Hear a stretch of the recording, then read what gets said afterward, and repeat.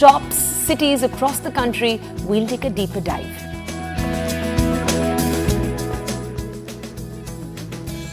Amid massive success of Stree 2, dark cloud loom over its success. The credit war erupts over the entire movie. Who deserves most praise for the Stree 2 success? Full details on the program. And then we bring you a motorcycle review, BSA Gold Star 650 motorcycles. And what we're going to be looking at here is, can this roadster take on the Royal Enfield? Is this finally the bicycle to give challenge to the big daddy of bicycles? Overdrive is going to be bringing you the final verdict right here on the show.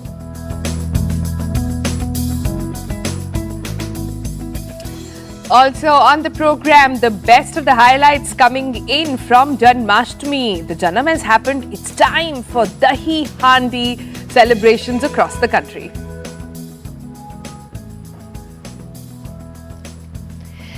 Let's dive into our big story of the day today. Are you someone who reaches for a pill to tackle migraines, even if you are having a skin reaction of some kind, acne popping up in parts of your face?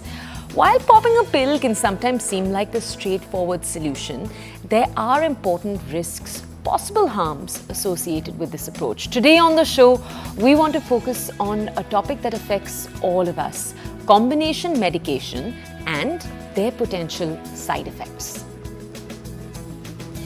So what's really happened on this story? The government's crackdown on fixed dose combinations. Earlier this week, Centre has banned over 150 widely sold fixed dose combination drugs, or FDCs as they are called by the professionals there, with immediate effect, citing concerns about their irrational and potential risk to our health, and also safer alternatives being made available over there. The government's decision to ban the FDCs is driven by concerns about safety, efficacy, and the reasons really go into things like lack of efficacy. Some of the combinations are found to be ineffective and are providing benefits that were initially claimed but not anymore. There are safety concerns as well. There have been reports of adverse effects associated with these drugs, raising concerns, and then there is regulatory and non-compliance. Some of these drugs simply do not meet the required standards. Right, the standards that have been set by health authorities. But among the banned drugs are several combinations of enzymes used for the treatment of gastrointestinal problems, combinations of anti-allergic medications that you can see, combinations that are used for the treatment of skin conditions, combinations of anti-allergic medications such as levocetrazine with nasal decongestant syrups that will break down mucus, and paracetamol. So these are all some of the common names that you'll hear, some of the common enzymes that are inside them. The list also includes combinations of antibiotics with acne cream or with iodine solution. So it's really a vast range that has just come out in the newest declaration. Now, the combination of supplements include menthol, aloe vera with vitamin E in the form of medicated soaps. As we said earlier, truly a vast gamut. Yeah, but if you're still confused about what exactly is a combination drug, let's tell you some basics here. A fixed dose combinations are medicines that have 2 or more active ingredients in a single pill, capsule, or a shot. Such combination medicines with help patients illnesses like TB, diabetes. That's how they were initially, sort of conceived, and that essentially means that you take fewer pills for a diverse issues that you might have, but they also end up delivering ingredients to patients that they may or may not really need. And it's not the first time these drugs have actually been banned. We've seen these bans come in last year as well. In fact, some more expected to come in the coming days as well. But what should you really be watching out for? Because remember, most of these combination drugs are easily available over the counter. Some very popular names are a regular go-to for us in our households as well. So we thought we'll speak with experts on this one. Dr. M. Wali, he's a Padma Shri awardee and internal medicine specialist, is with us on the program. Let's go in straight to him. Dr. Wali, just sort of first question really over here is, if you could describe to our viewers what exactly is a combination drug, and how do you tell if the one that you're picking up over the counter or one you've been loyal to for several years or really gets you going in no minutes is actually a combination one and could harm you?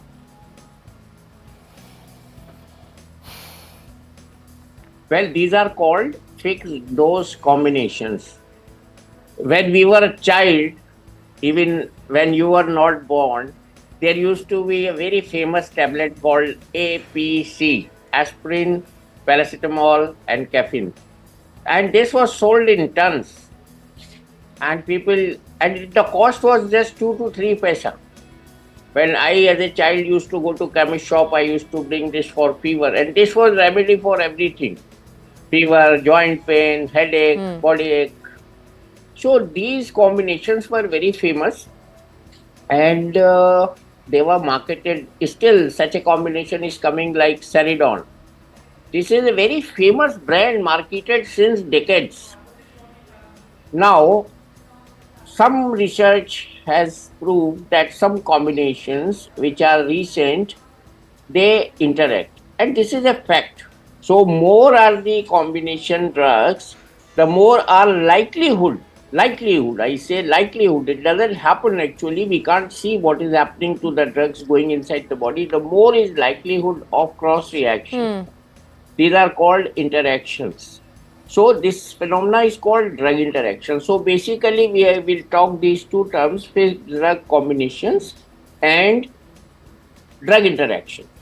So liver is the organ in the body where biotransformation takes place. Now the third term jumps in.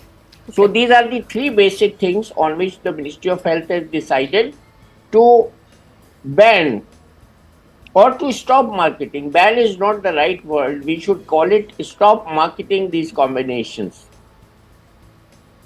Doctor, tell us though, thank you for explaining or rather walking us through that, but tell us, if you're a consumer and at some point in your life you've been prescribed that medication, say it's, you've just gone to the doctor a few days ago and it's in that list, is there cause to be worried, especially if you've already taken them?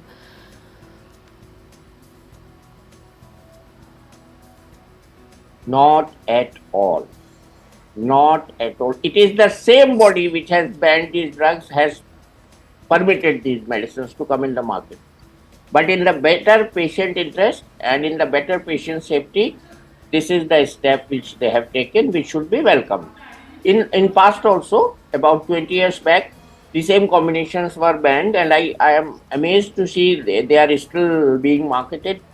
So there is something in between which has happened, which I don't know. But the likelihood of interaction of the drugs is to be avoided. So it's a safety measure and we all should appreciate that. All right, so there's no immediate concern if you've consumed these drugs, but clearly one should be cautious, since from what you're seeing, there seems to be a repeated attempt by the government to sort of get them off the market, right? And the order sort of goes into details of saying the manufacturer, sale, anything of this or propagation of these drugs has to stop now. And like I said, Dr. Vali, if you could sort of lay more emphasis on why there has been a need and what exactly are these drugs doing to our body, that successively from 2016 onwards, we've seen several bans come in.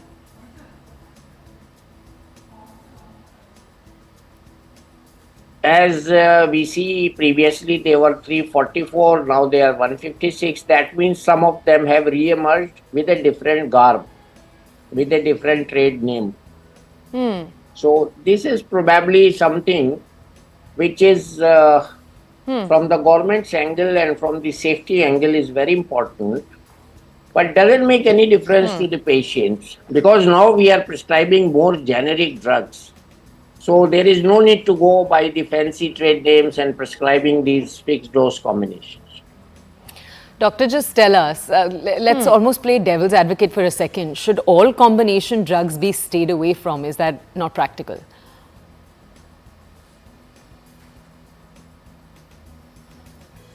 Practically, a patient of cardiac disease is eating 10 or 12 medicines. So in the stomach, they become drug combinations.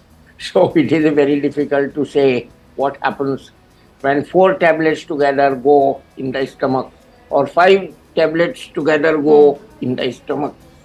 Very difficult to say what's happening. So what I have told in first answer is biotransformation. It is the duty of the liver to separate these drugs and to biotransform these drugs. Like I'm giving you a very practical example. Acetaminophen is the converted substance of very commonly taken paracetamol. Paracetamol does not act in the body as paracetamol. It is converted, biotransformed into acetaminophen. So there is hardly one preparation in India which contains acetaminophen. All contain paracetamol with different names, 1,000 names you can say. So it is the duty of the liver to assist the body not to get these drugs mixed up in the body, to separately channelize them, biotransform them and send either to the intestine or to the kidney or liver itself. They can be excreted or sent out. Right. And it is perhaps the liver that gets damaged the most every time you go for an over excessive use of these combination drugs. But what I'm taking away from what you're saying, Dr. Wali, is that according to you, it's not an immediate danger, but there has to be a rationale behind why the government is successfully or, just been at it. What would you like people to take away from this? It's clearly an order not applied on people who are consuming it, but on doctors, on people who are selling it as well. So what would be, how should we read this?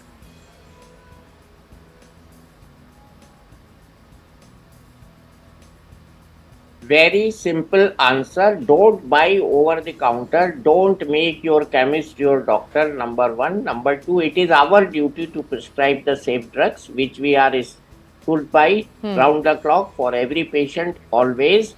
We will see the patient's safety. No doctor would prescribe damaging drug to the patient. Even if a drug reacts in the body, that is not studied in live human beings. That is an idiosyncrasy or allergy in the particular body. So everything which is available in the market is safe, which is available today is safe. After the ban would be safe and always will be safe. So NTW, not to worry. Okay, but doctor, I know we're going to have audience members who are still sitting there and asking, and I get why they're asking this question. Why were these drugs removed if they were safe, as you say? How would you answer that? They can be unsafe in combination. You see, we metabolize these drugs. Suppose somebody does not metabolize in appropriate quantity from a combination, then one drug will overpower the other, and that is what we say adverse reaction. So because of that, it is very simple. Ministry has done its duty for the safety of patients, and we are all duty bound to obey the ministry's orders. All right, Dr. Wali, we'll leave it there for the moment. Thank you so much. It seems like the drugs and these salts individually are okay, but when put together are damaging your body.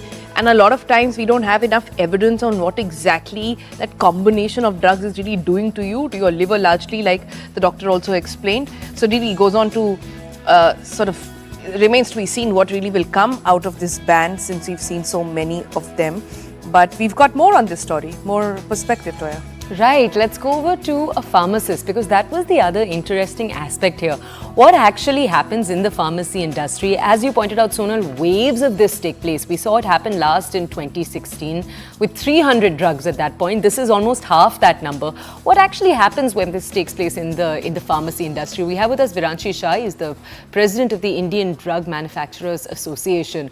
Sir, good morning. Thank you for joining us. So just give our audiences a little context, numerically speaking. So we have that larger context. How large a chunk of all of the drugs that the pharmaceutical industry puts out is this ban or this withdrawal actually going to affect? Just give us that context first.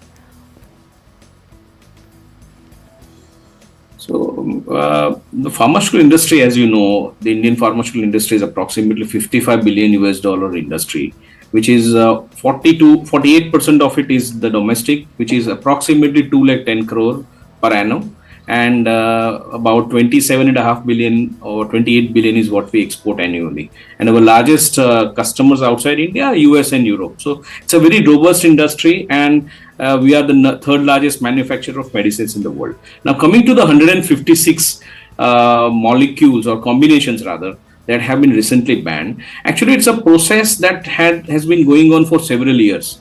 and there were several committees. The matter had reached courts, the DTAB, which is the Drug Technical Advisory Board. So a lot of processes have happened. In terms of the contribution of these 156 drugs to the IPM, which is the Indian pharma market, I don't have the exact number now, but I don't think it is more than 1.5% of the, not even 1% of the total pharma market by value. So in terms of value, it is not hitting bad. The only question we as an industry have is that if you trace the notifications, many of them have been discussed and debated, and companies have been asked to come and explain why these particular combinations should continue. But in many cases, those deliberations are not traceable. So we have written a letter to the DCGI to understand what went with the other molecule combinations, and how in the future we can work closely with the office of the DCGI, so that ultimately the patient, because it's all about patient. So if a patient who is using a particular combination for several years, how do we switch it in such a way that the patient is not affected? Right, right. But, we earlier had a doctor, we were just speaking to him a couple of minutes ago, and he said that it seems to be that the reason constant bans are required is because they change in avatar, and there's a slight tweak here and there, and these drugs in some form or the other make their way back into the market. Isn't that a problem to begin with? No, see, the process of testing a drug is different from approval of a drug. As far as testing is concerned, every single batch manufactured by any company that is sold in India or even exported is always tested before it is placed on the market.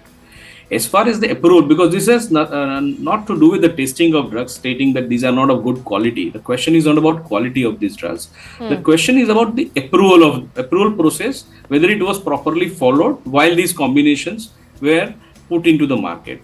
Now, that's why if you go to the context pre-1988,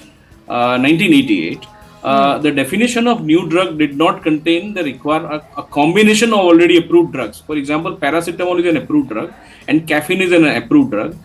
Pre-1988, there was no requirement if you are putting paracetamol and caffeine together, as long as para and caffeine were individually approved. So it was also seen that in many cases, some of the state licensing authority, because in India we have a central regulator and also the state, because it is it's controlled at two ways. Many of the state licensing authorities had approved certain combinations which are not cleared by the central regulatory body, that is the CDSCO. So the entire discussion is not about the quality of drugs or the safety or the efficacy of drugs. It's about the rationality. Why you are combining A and B? Is there a scientific rationale? Has the rationale been studied? Yeah. And is it approved or not? So this is the whole discussion about. Can you just tell us, Doctor, what happens when something is withdrawn? So right now, for example, when the government has come out and said that 156 medications will be withdrawn, does that mean a chemist has to immediately stop selling it that day itself? The medicines are taken off the shelves. What actually happens behind the scenes?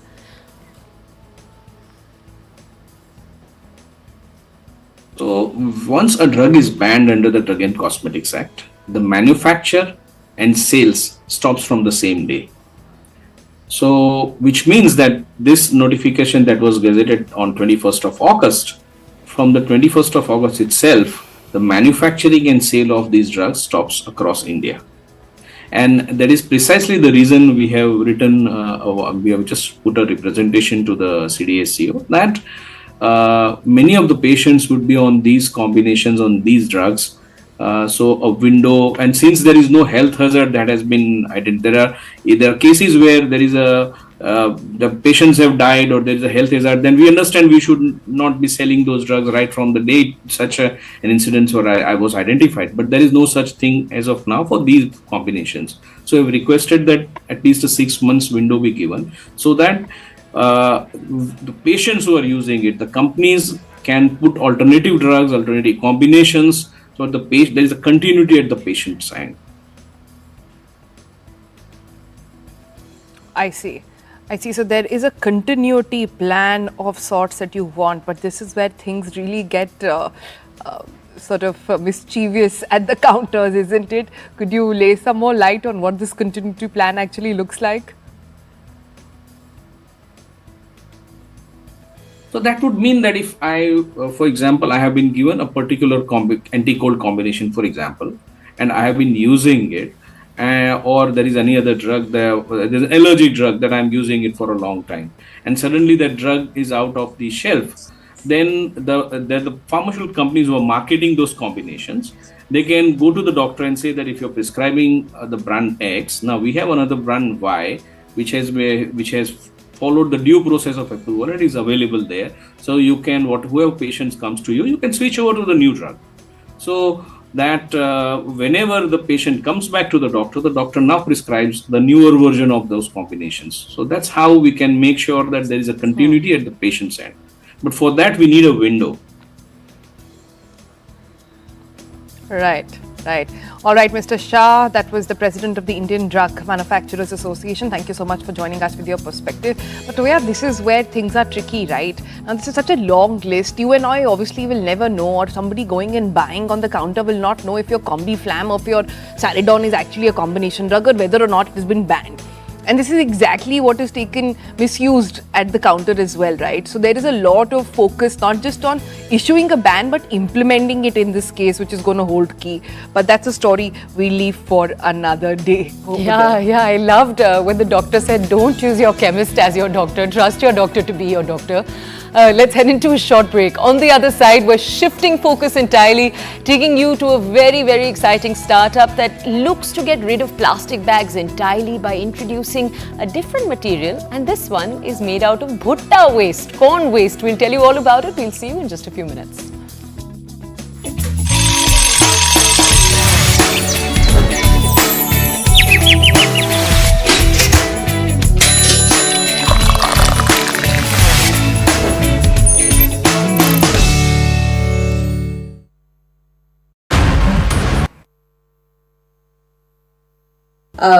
Two resignations in the morning itself, one by State Chalachitra Academy and filmmaker chairman and filmmaker Ranjit, and Siddiq, who is also the general secretary of the Association of Malayalam Movie Artists.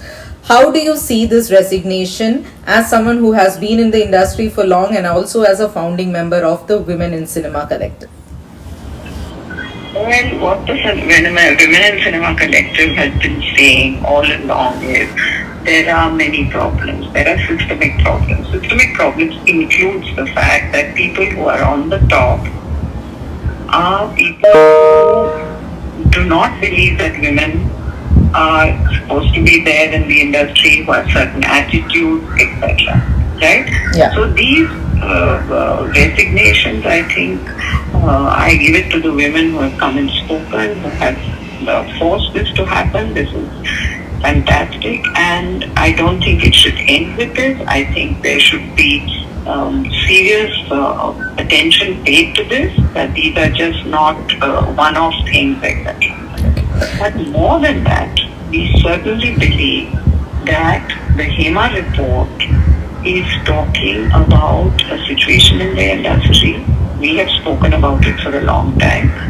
But now, serious note has to be taken and change has to occur. Yeah. Also, CNN News 18's Kamalika Sen Gupta has spoken with actor Stree Mitra on her allegations against director Ranjit. Listen in. What actually happened? It happened way back in 2009, at the very juncture when I was going through my marital problems. I got this offer to work in a Malayalam film with Mr. Mammootty in Mr. Ranjit's direction. And by then I was doing the serial in Bandhan in Star Plus, Star Jalsha. And I had gone there because they wanted me to come over. Everything was provided, my tickets and my accommodation as it should be. So they wanted to talk to me. The film hasn't started, but it would start very soon. That was what has been conveyed to me, maybe the next month or so. I'm very cautious in certain regard. I have a very strict regulation, what I would and what I won't. So, and then he was over the phone with someone. a cinematographer whom I knew, whom I have worked with before.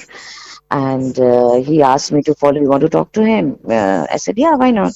So he asked me to follow him. I followed him. His bedroom was dark. There was this adjoining balcony. And while I was talking over the phone, over his phone with that person concerned, he was touching my hand, my bangles, and it was just an innocent gesture, maybe. But I wasn't comfortable because I was not in that friend zone with him, or I probably not, I'm sure, I haven't given him any kind of vibes otherwise that he can proceed. As the Malayalam film industry is under fire.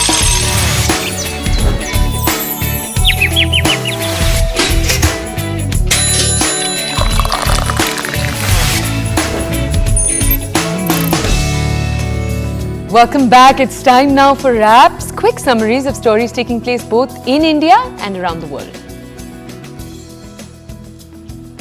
Let's start with what's happening in largely the north and east part of India, where devotees thronged temples on Janmashtami to celebrate the birth of their beloved Lord Krishna last night, rending air with chants of Hare Krishna.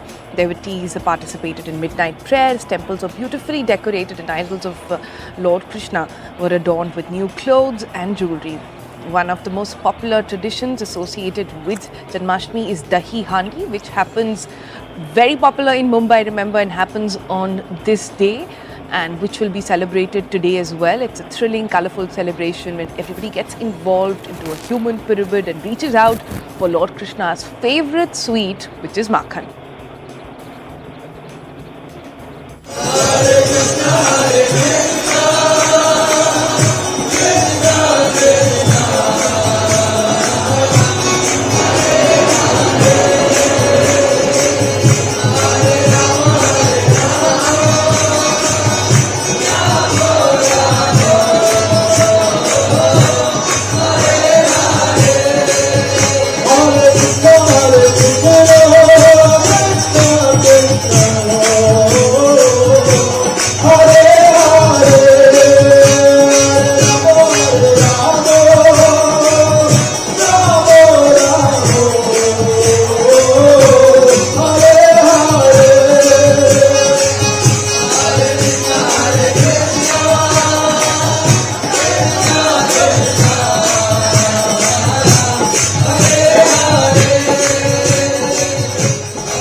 We hope you are having the loveliest time celebrating Janmashtami, but taking you now to Australia, that's just introduced something that we want. It's granted workers the right to disconnect from work after hours. Essentially, if you're an employee in Australia, you can now ignore any kind of after-hour contact from your employers if you think that it is unreasonable, and it's a move that's being celebrated by unions as a victory for work-life balance. The law aims to protect mental health and family time, and industry leaders, however, are concerned that it may impact business operations.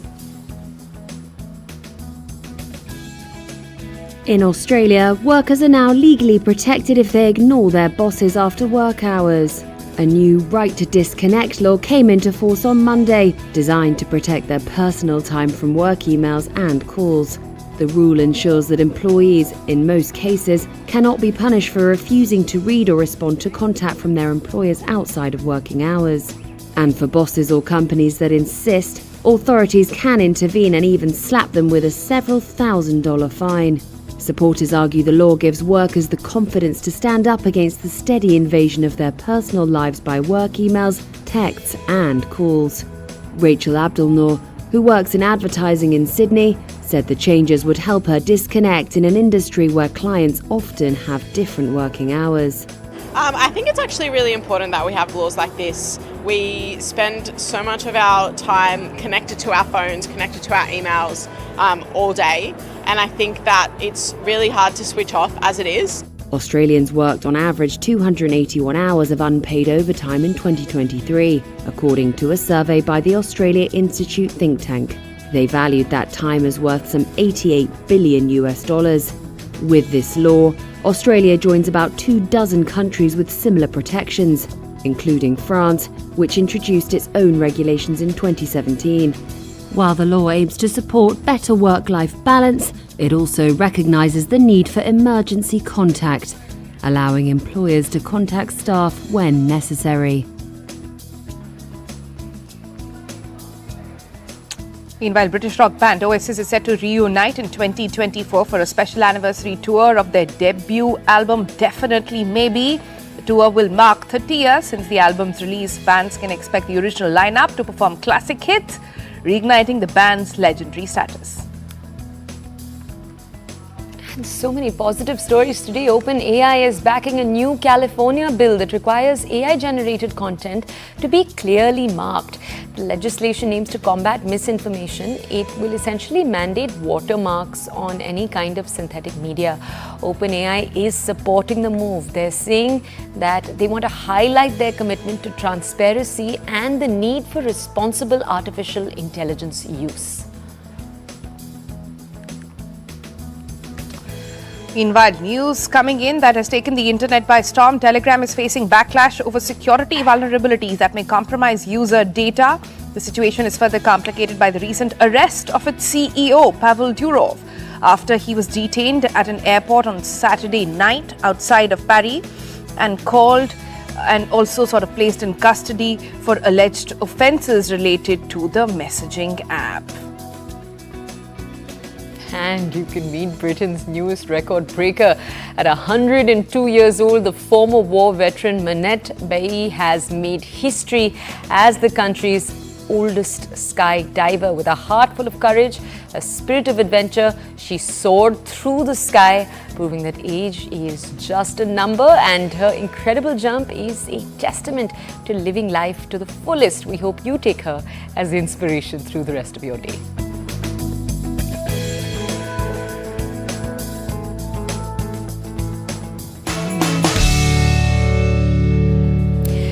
And for more inspiration, we take you now to the story of a young man hoping to change the country one thela at a time. Mohammad Azhar Muhyiddin uses corn waste, so bhutta waste, to create biopolymers, an eco-friendly material that his company, BioReform, uses to create bags that they say are slowly replacing plastic bags in cities across the country. The company claims that their bags are completely biodegradable. In fact, it takes less than 180 days for them to completely turn into soil. And for Azhar, who launched BioReform in 2022, the last few years have been a roller coaster of ups and downs. And we wanted to sort of sit down with him, understand, and also tell us more about this entire material. How is this bag, which looks like plastic, is not plastic, comes out of all these eco-friendly materials and is completely turning into dust as well? Okay, let's go over to him to understand more. Azhar, thank you for joining us on the show. We know we've caught you in your commute, but we just had to ask you how it is that you came about this entire idea. Azhar, tell us, a number of articles say that it's actually a speech by the Prime Minister that gave you the idea that this is the cause you wanted to go behind. I think it was a speech where he was saying he wanted to make India free of single-use plastic all the way back in 2019. Is that correct to say that that was the spark?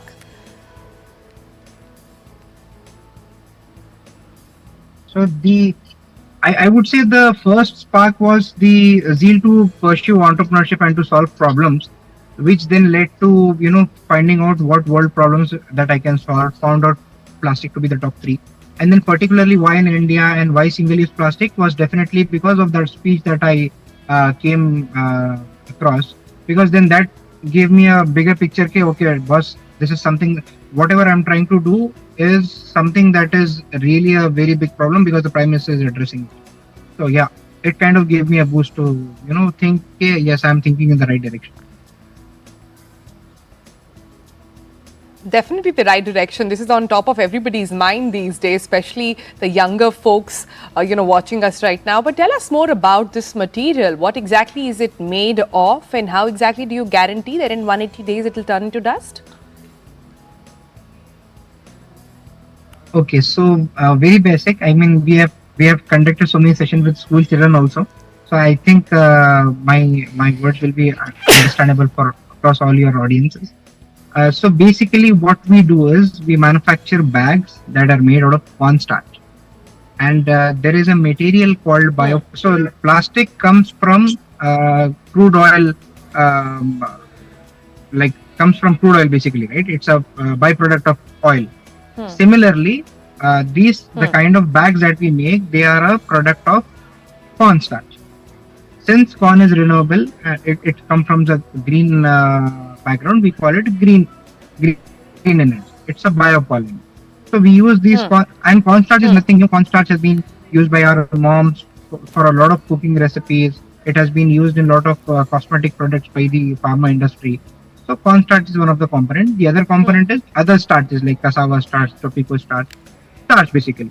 And it's 100% biodegradable. It is compostable. That means plastic remains back in the earth for like 500 years or 1000 years, right? It just stays there forever. Whereas our bags, after you use it, once you discard it, in less than 6 months, it will get degraded completely. And it will not turn into microplastic, rather it will turn into a compost, which is again enrichment to the soil. That's what we do. But Azhar, just tell us, there already are options out in the market. Jute is a common one. There are other alternatives. Paper bags are a thing. Why create a new material altogether?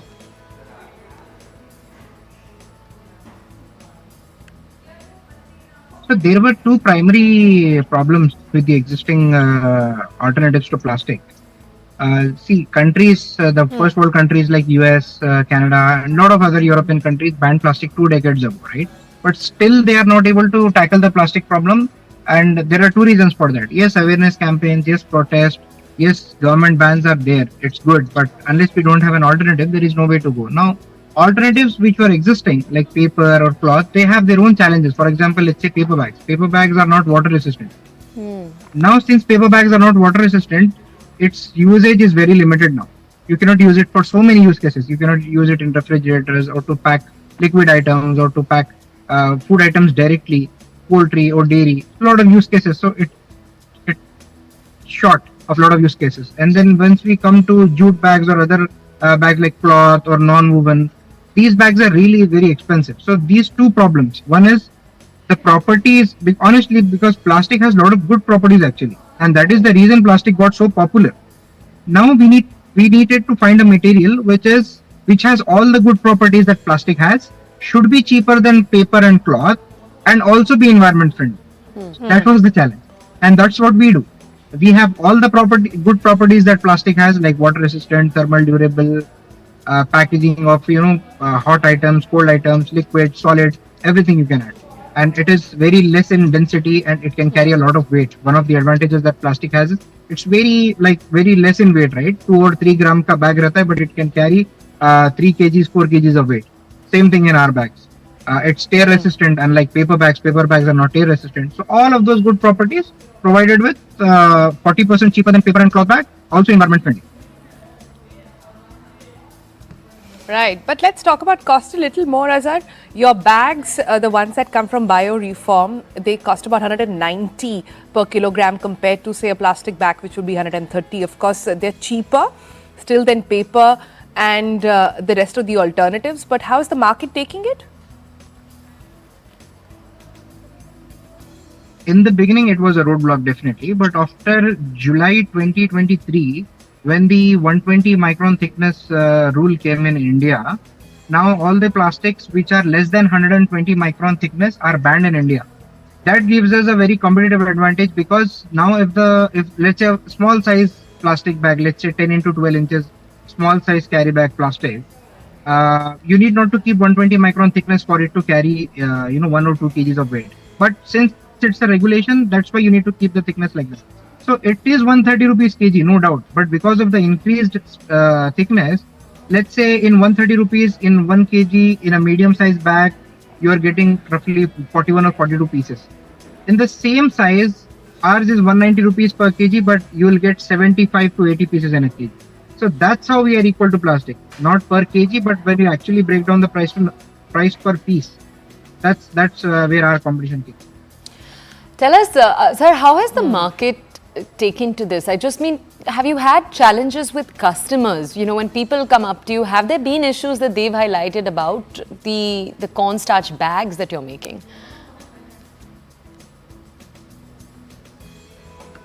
Yeah, so every customer comes with a new challenge, most of them. But here I would like to highlight the first experience that I encountered. I mean, the first time when we set up our factory, everything is done, all the inauguration is done, everybody is happy. But when I wake up the next day, I know that I need to do sale to meet my monthly expenses because it's a factory. A lot of fixed costs were involved. So then my first experience with a customer who is still our customer, and he was our first customer. So the experience with him was. When we started, our price was at least 3x the price of plastic, because that time this 120 micron limit was not there. We didn't have the advantage of economies of scale. When you manufacture at scale, your price comes down. All of those things were not there, and we were procuring the raw materials from third party or fourth party. So our prices were really high. The price was a challenge, but regardless of the price challenge and all of that, that guy, that owner of Mr. Paddy restaurant was humble enough to give me a chance. He said, boss, I'm just giving you a chance because I see passion in you, otherwise numbers are not making any sense to me. But then once I took the challenge, once I told him, okay, thank you for giving me the opportunity, now I'll prove myself. But once I started proving myself, it went all wrong. I mean, even I had no experience in manufacturing, right? So they ordered some sizes, we did some size, they wanted with printing, the printing went off. End of the day, when he saw the product, he was like, this is not what I expected. Then he gave us a second chance. Maybe something bad happened, the handle started breaking apart, the print was going off. He then gave me a third chance. He said, bhai chalo ek aur chance deta hu tumko. Third या fourth मतलब वाले chance में फिर वो slowly we started learning, and then finally I was able to deliver him the best output. And then I got his bulk order. So that was my first experience. Right, but are there more like Mr. Paddy? Are there more people in the market who are ready to give you a young, passionate boy who's doing some really good stuff for the environment a chance? Just give us a sense of your customer base. So today, as of today, we are doing roughly 5,000 to 6,000 kgs of plastic replacement every single month. That is roughly 3 lakh to 4 lakh packs. Businesses number wise, I think we are dealing with 35 to 40 B2B clients. Yeah, roughly 4 lakh bags a month is what we are doing. Can we ask you, Azhar, before we let you go, because we've asked you about the structure of your business, the numbers, but we want to ask you a little bit more about you. Who has, if there's anyone out there, a big celebrity, a business inspiration, maybe someone in your own friend circle, who's inspired you to go on this journey? Yeah, so a personal motivation, I would say, I'm a first generation entrepreneur. So my dad is a civil engineer, he's an employee. My grandfather, my forefathers, everybody was an employee. So seeing my dad, I mean, during COVID, what happened is my dad got COVID, and he does not live in India, he lives abroad. So there was nobody to kind of take care of him. Even in the time of COVID, he was all alone. COVID mein, he used to get up, cook food for himself, go to the hospital driving all by himself, because we all know that, right? Nobody was even willing to come close to anybody, right? अब किसी को Covid होके है तो कोई बाहर से आदमी आके आपको हॉस्पिटल लेके जाना उतना एक्सपेक्ट आप कर नहीं सकते थे. एम्बुलेंसेस थे, बिजी रहते थे, या एक बार बुला सकते हैं आप एम्बुलेंस, इमरजेंसी केस में बुला सकते हैं, but for recheckups and all of that you can not keep calling ambulance बार बार. So my dad literally used to cook all by himself, take his medicine all by himself. वैसी हालत में मतलब, and whenever we used to do a video call, he used to keep on coughing and all of that, and he used to pretend that he's okay. And it's just थोड़ा हुआ बेटा, ज्यादा नहीं हुआ, कोविड बोल तो बहुत ज्यादा नहीं हुआ, मेरे को थोड़ा सा हुआ, ऐसा जो बोलते थे. तो a personal motivation comes in कि boss, I need to do something very urgently, very quickly, make enough money to get dad back to India, and kind of make him retire, sit at home, relax. Okay, that's what I'm still trying. It's been 2 years, but now I can see that from day one से अगर आज compare करा तो I'm a lot much closer to that. Probably in the next 6 to 9 months it will happen, is what I feel. So that's a personal motivation to retire as soon as possible. Azhar, thank you, and thank you for sharing your story. We hope you get your goal, as you said, a little quicker than even you have it planned. This is such an inspiring idea. Sonal, I think for both of us too, this has been such an inspiring morning just to hear the idea itself, how he's built it out into an entire company and the challenges he's faced along the way. Yeah. And I think, there are so many brands like these that are out in the market. Some say that it is going to turn into dust, completely biodegradable, 140 days. A couple of days ago, we spoke with someone who made a plastic-like material that would dissolve in water. So there are so many ideas out there. The challenge in front of all these entrepreneurs is how to scale it up. Just a glimpse of it is what you saw in Azhar's testimony as well. Until the time that doesn't happen, we're not really going to be able to solve these problems, and these entrepreneurs are not going to make money. So that is where the next focus really has to lie. But enough about that. Let's move on now and bring you some news from the world of entertainment, where there are some dark clouds continuing to loom over the massive success of Amar Kaushik's Stree 2, with fans of the cast members and netizens are few of the actors debating over who really deserves the most credit for the film's success. The leads, Shraddha Kapoor, Rajkumar Rao, or the ensemble cast of Apar Shakti Khurana, Abhishek Banerjee, Pankaj Tripathi, perhaps even the director. But why is that happening? We'll walk you through some of the comments that have come in, because you have had some of the ensemble cast comment on the debate. The leads, as you said, Shraddha Kapoor, they haven't made comments on this. But perhaps that's a good thing. Perhaps conversations like this, who the credit belongs to, aren't actually necessary. We want to bring you this report to take you into the war itself and how it's playing out. Take a look.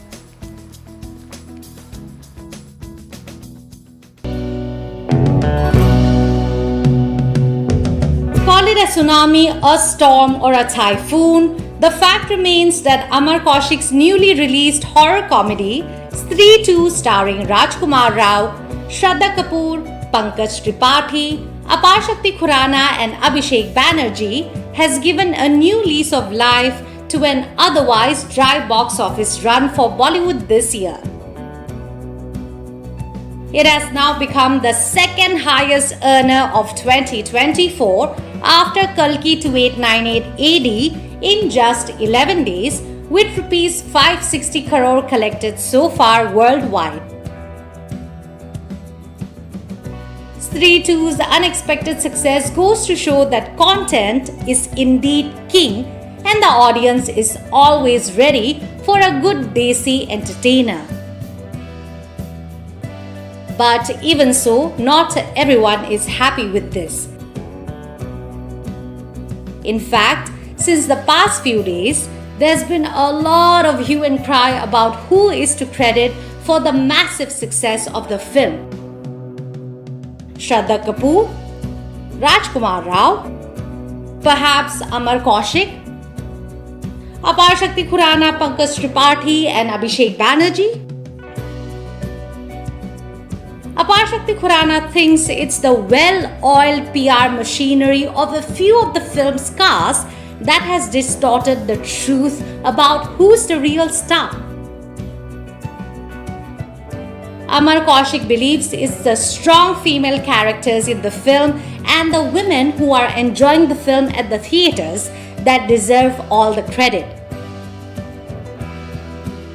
Abhishek Banerjee feels the director deserves the credit. As for netizens, well, there's no unanimous winner, but tipped scales point towards Shraddha Kapoor, the lead actress.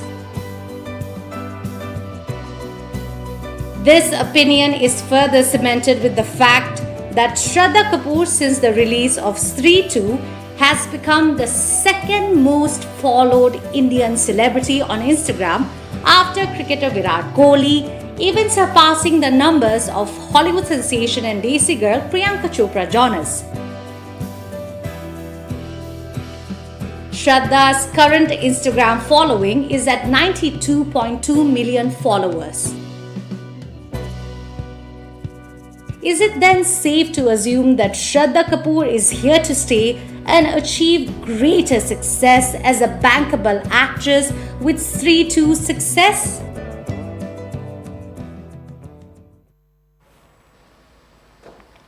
All right, all the controversies aside, as long as the movie is nice and content is good, really who cares about what's happening and whose success is it really? But on that note, let's quickly take a look. It's time to bring you the latest on markets from Money Control.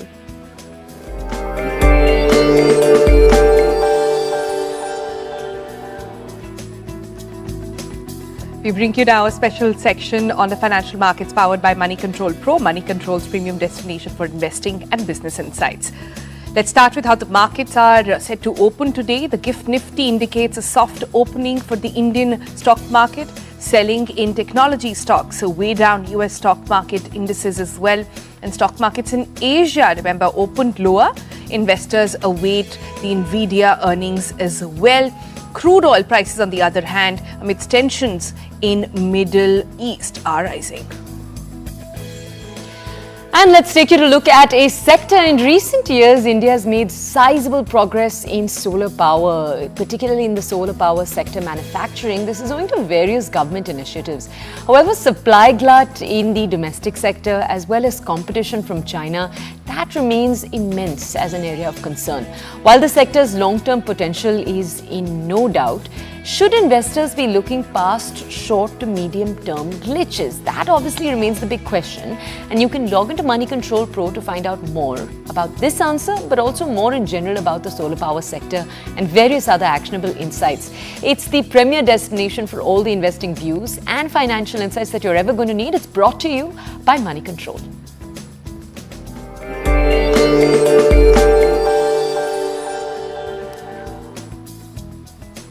All right, with that, it's a wrap on today's edition of The Breakfast Club. We'll see you again tomorrow where we talk about a very interesting topic. Are you also confused about should you A2 or should you not A2? What is really going into the milk? Is it different in the processing? Is it different in the cow? We'll bring you a full download on that tomorrow. A milky goodbye. See you.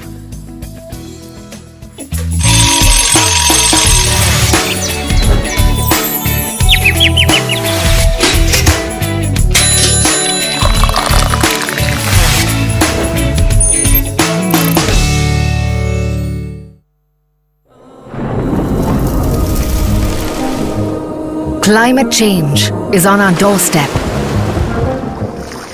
It's time for a revolution to take root. And it starts with 1.4 billion Indians. It starts with one tree for humanity, one tree for Mother Earth, one tree for our future. Project One Tree, a News 18 network initiative. The government has constituted a special investigation team to look into the allegations that have been raised by women against bigwigs in the film industry. The team will be headed by Crime Branch ADGP. Following explosive findings by the Hema Committee report, Malayalam director Ranjit is quit as the chief of Kerala Chalachitra Academy, and this has happened after Bengali actor Stree Mitra accused him of sexually harassing her during the auditions of one of his films back in 2009. Along with Ranjit, noted actor Siddique is also resigned as the General Secretary of the Association of Malayalam Movie Artists following sexual assault allegations raised by a woman actor on August 24th. The allegations had sparked fresh trouble for the Pinarayi Vijayan government, which is now facing opposition flack on its alleged inaction over the Justice Hema Committee report. The report has revealed instances of harassment and exploitation of women in the Malayalam film industry, and politics has now erupted over the matter, with both the Congress and BJP accusing the CPIM-led government on trying to protect the accused.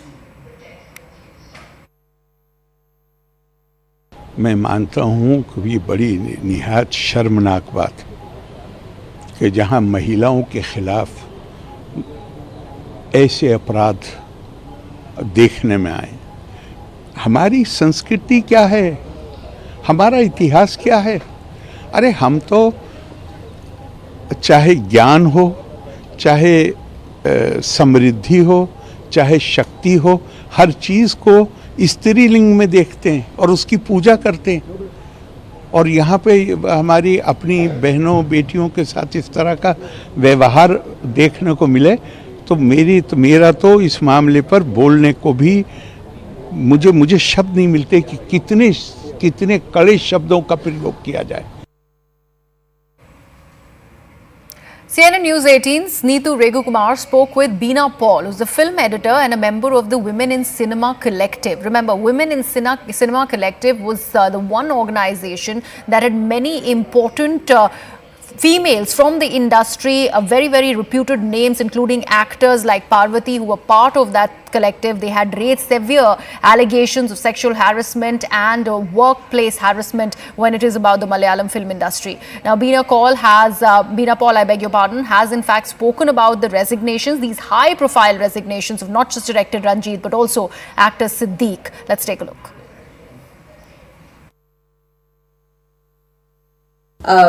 Two resignations in the morning itself, one by State Chalachitra Academy and Chairman and filmmaker Ranjit, and Siddique, who is also the General Secretary of the Association of Malayalam Movie Artists. How do you see this resignation as someone who has been in the industry for long and also as a founding member of the Women in Cinema Collective? Well, what the Women in Cinema Collective has been saying all along is there are many problems. There are systemic problems. Systemic problems includes the fact that people who are on the top are people who do not believe that women are supposed to be there in the industry, who have certain attitudes, etc. Right? Yeah. So these resignations, I think, I give it to the women who have come and spoken, who have forced this to happen. This is fantastic, and I don't think it should end with this. I think there should be serious attention paid to this, that these are just not one-off things, etc. But more than that, we certainly believe that the HEMA report is talking about a situation in the industry. We have spoken about it for a long time. But now, serious note has to be taken and change has to occur. Yeah. Also, CNN News 18's Kamalika Sen Gupta has spoken with actor Stree Mitra on her allegations against director Ranjit. Listen in. What actually happened? It happened way back in 2009, at the very juncture when I was going through my marital problems. I got this offer.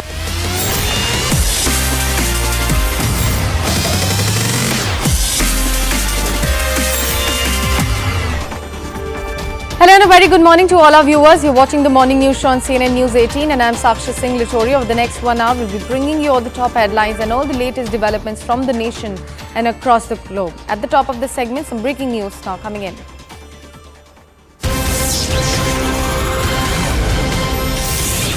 Well, we are learning that Prime Minister Narendra Modi has spoken to US President Joe Biden on Monday and in fact briefed him on his visit to Ukraine. Prime Minister Modi in fact also discussed the Bangladesh situation and emphasized for a need for early restoration of normalcy and ensuring the safety of Hindus residing in Bangladesh as well. This was the first time that the issue was discussed between India and the United States at the highest level. White House in fact went on to release a statement on the phone call. The statement in fact read that US President Joe Biden spoke with Prime Minister Modi of India to discuss the Prime Minister's recent trip to Poland and Ukraine as well as the United Nations General Assembly meetings in September. The President commended the Prime Minister for his historic visits to Poland and Ukraine, for his message of peace and ongoing humanitarian support for Ukraine, including its energy sector. We have CNN News 18's Akanksha Swaroop in fact joining us on the phone line. Akanksha, very good morning to you. What significance does this hold that the highest officers of both the nations have spoken about Prime Minister Modi's recent visit to Ukraine and Poland? A very good morning to you, Sakshi, and all viewers. The fact that it was the US President Joe Biden who has made this phone call to the Indian Prime Minister goes on to also indicate the kind of significance the United States bestows upon the role that the Prime Minister has played in his two-nation tour that he made last week to Poland and Ukraine. We also know that the Indian Prime Minister is the first Prime Minister in several decades to have visited both the countries. Having said that, as you rightly highlighted, the President of the United States also commended the Prime Minister for his historic visits, for the role that he's played on by emphasizing on the humanitarian support for Ukraine, including the energy sector, and the need to push for a comprehensive, dialogue and diplomacy as far as resolving that entire war scenario is concerned. But important to also keep in mind that today itself, Kiev has in fact been attacked by Russia yet again. It has been one of the biggest attacks in this entire war so far. Their energy sector has also been targeted, something that also surfaced in the phone call between the US President and the Indian Prime Minister. But having said that, there was also mention of Bangladesh and the overall security situation in the Indo-Pacific. Remember, India and the United States are part of a very important grouping called the Quad. India will also be playing host to the Quad Summit. Having said that, it was an overall roundup of the entire contribution that the United States are also making to the ongoing geopolitical climate. Right, Akanksha. And what in terms of the upcoming meetings in the September, as mentioned in this particular tweet by the White House, what exactly do we know about the discussion that both the leaders had with regards to that? Absolutely. We also know that the UNGA will be happening. The United Nations General Assembly meeting will be happening in September. There was a lot of speculation with regards to whether or not Indian Prime Minister will be representing himself over there, or whether it will be the External Affairs Minister, Dr. S. Jaishankar, who will be representing India at the UNGA. But that has been confirmed in the read of President Joe Biden's call with Prime Minister Narendra Modi, which has been shared. House that mentions that Prime Minister will also be making a trip to the UNGA that's taking place in September. As I also mentioned, there's also the talk of Quad, and we all are aware of the fact that India will be playing host to Quad. So that is also this entire phone conversation was also a sort of look ahead to these important events that are coming up. Also, Akanksha, if we were to look at the highlights of this conversation, the word that we have picked up from our sources with regards to the conversation that both the leaders had, something very crucial is that the condition and the plight of the Hindus residing in Bangladesh. What was the solution, or maybe the conversation with regards to that particular issue between the two leaders? Both the leaders have affirmed their continuous support for peaceful resolution of conflict.